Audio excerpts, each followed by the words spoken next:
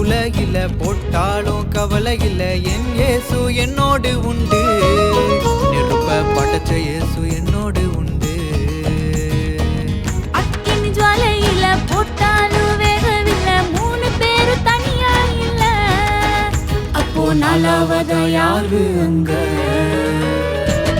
வந்தாரே சூழ நடுவல, முடி கூட கருகவும் இல்லை.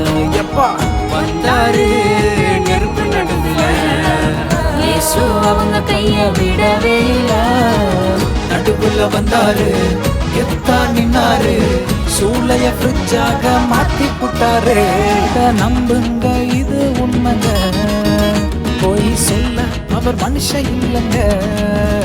அட நம்புங்க இது உண்மைங்க, நம்ம இயேசுவோட செல்ல பிள்ளை.